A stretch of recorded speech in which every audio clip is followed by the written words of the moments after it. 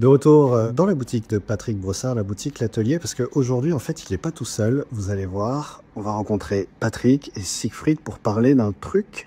Je crois qu'il y a du cuir dedans. Bonjour à tous les deux. Alors, Patrick, aujourd'hui, tu nous as amené un invité, en fait. C'est Siegfried, parce que tous les deux, vous avez travaillé quelque chose autour du cuir. Alors, moi, le cuir, j'ai des idées un peu coquines de fin de soirée, mais je crois que c'est pas le sujet. Ouais, le sujet, c'est, moi, je voulais faire quelque chose un peu original, d'insolite, un peu pour sortir des sentiers battus, comme d'habitude. Donc, quand j'ai rencontré Siegfried sur son magasin à faire le cuir, j'ai toujours pensé à dire, peut-être qu'il y aurait moyen de faire quelque chose avec, pas avec le chocolat indirectement, mais plutôt faire un moule. Et j'ai cherché et j'ai trouvé que il y avait rien qui existait en cuir moule chocolat. Donc, je lui ai posé la question et le défi de voir si on pouvait se compléter en faisant un moule chocolat et après thermoformer et sortir une pièce en chocolat qui se marierait sur quelque chose et qui permettrait de réaliser des pièces artistiques. Et on parlera de toute la fabrication et on regardera. D'ailleurs, vous nous montrerez un peu à quoi ça correspond, parce que moi, c'est un univers un peu inconnu et donc j'ai envie de savoir. Mais avant, on va demander à Siegfried. Siegfried, à part avoir un nom extraordinaire, tu travailles le cuir, tu es à l'Aréole depuis presque 2 ans maintenant, c'est ça? La boutique est à l'Aréole depuis presque 2 ans, et là, ça fait un petit peu 5 ans qu'on est là.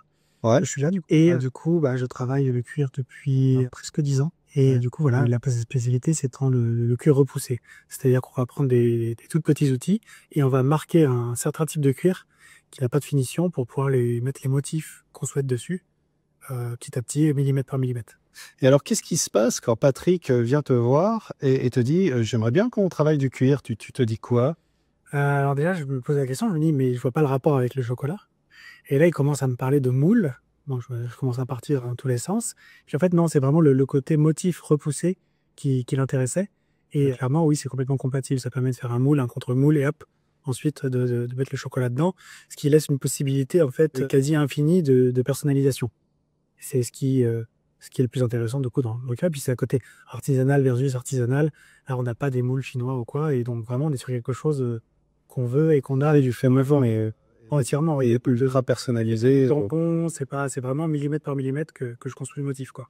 Et justement, alors Patrick, tu peux nous montrer, on va regarder ça ensemble. Oui, le but, c'était de sortir des moules qui n'existent pas dans le commerce. Donc là, on a fait des premières ébauches. On a essayé d'abord si ça démoulait parce que c'était pas gagné.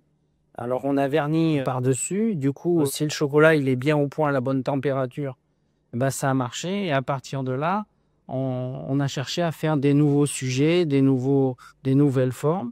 Et là, après, je thermoforme au niveau du plastique alimentaire. Donc, c'est une machine qui aspire l'air et qui va rendre justement le moule. Là, on voit bien le moule, la gravure qui est dessus. Et une fois que la gravure est faite, donc si on prend la fleur qui est dans le thème d'aujourd'hui, puisque c'est pour Madagascar, donc ça, c'est la fleur du cacaoyer, c'est lui qui a fait les recherches et qui a fait le travail avec le petit bourgeon qui est là, la fleur du cacaoyer. Après, j'ai fait la matrice en plastique, on a coulé et on obtient donc en chocolat, une pastille de chocolat, ou chocolat blanc ou chocolat noir, ou on fait du relief avec du chocolat noir, ou alors on met de la poussière d'or ou argent dessus. Et après, cette fleur, on va pouvoir la coller sur l'étoile pomme de Reinette qui est diffusée pendant toute l'année, où le don va être de 50 centimes pour un achat de 4,50 €.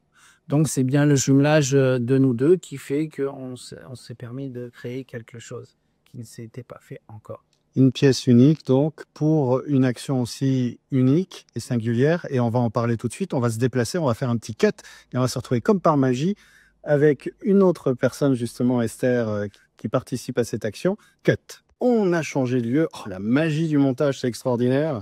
Et donc là, nous sommes devant une lettre, Patrick, et nous avons aussi Esther qui est avec nous. Et tous les deux, vous allez pouvoir peut-être nous parler, nous raconter ce qu'est cette lettre. La lettre, c'est suite à l'envoi des kits classes qui ont été envoyés pour équiper les enfants en trousses et crayons et sacs pour l'école. Donc, c'est Solidania qui a reçu la lettre. C'est les enfants de l'école qui nous ont écrit cette lettre manuscrite avec de belles photos qui nous montrent aussi l'accueil des kits scolaires par les enfants, qu'ils ont énormément apprécié. Ils se sont tous jetés dessus, puisque malheureusement là-bas, il y a pas grand-chose. Et du coup, ils nous ont remerciés avec leurs propres mots, avec cette lettre, leurs photos et le décor dans lequel ils vivent, dans l'école. Donc, une école qui est faite de 3 bouts de bambou et de 3 ficelles, on va dire. Et voilà. Et quand je vois l'écriture que ces enfants ont, j'aimerais que les nôtres ici en France aient la même. Ça serait déjà beaucoup. Et aujourd'hui, les nôtres ne savent pas écrire en cursive. Et la preuve que même à Madagascar, on peut écrire correctement de jolis mots et de jolies lettres. Et ils nous expliquent leur vie là-bas. Voilà. Et le but, il a été il y a déjà 3 ans où cette école où il y avait CM1, CM2, CE1, CE2 ont été mis dehors de leur classe et on s'est retrouvé avec des gosses qui avaient des kits mais pas de moyens d'avoir d'école. On a envoyé donc des fonds pour qu'ils aient au moins l'achat d'une école plein air, donc des bambous. On voit bien que c'est fait à l'arrache, mais pour l'instant, ça les sauve. Et l'objectif qui sera à geler sur les mois qui arrivent, ça sera d'acheter un terrain de façon que Pomme de Reinette ait son terrain et que ses enfants soient plus expulsés à chaque fois. Donc l'étoile, ça fait partie de ça aussi. Donc l'étoile et toutes les actions que tu mets en place tout au long de l'année qui permettent de récolter des fonds pour, à terme, acheter ce terrain, en fait, qui leur permettra d'être fixé, d'avoir un emplacement qu'on ne pourra pas leur retirer. C'est ça, le but, c'est que c'est bien d'envoyer des kits classes, mais si l'école n'est pas stable, ça perd la crédibilité. Après, on a beaucoup de sponsors, on a une quinzaine de sponsors. L'année dernière, c'est Sauveterre, la mairie de Sauveterre qui a fait l'envoi postal. Donc, c'est quand même des sommes conséquentes. Et nous, ça nous permet d'enrichir les kits, mettre plus de crayons, de stylos. Là, on a eu des dons sur des vêtements aussi. Donc, assez léger. On a de plus en plus de dons, de plus en plus de partenaires, de façon qu'on arrive sur un achat de terrain sur 3 ans à peu près. C'est ce qu'on appelle, quand on vient chercher une étoile chez toi, un achat 100% éthique du point de départ jusqu'à l'arrivée où justement les fonds permettent de financer une noble action. On prend tout ce qui veut être donné. Il y a des écoles, des crayons abîmés, on retaille les crayons. Il y a eu Sainte-Bazeille avec les handicapés où là, ils ont récupéré des stylos, des crayons. Pareil, on a passé une journée à retailler les crayons. Tout est bon à ce niveau-là. C'est tellement pauvre que tout est bon à prendre. Voilà.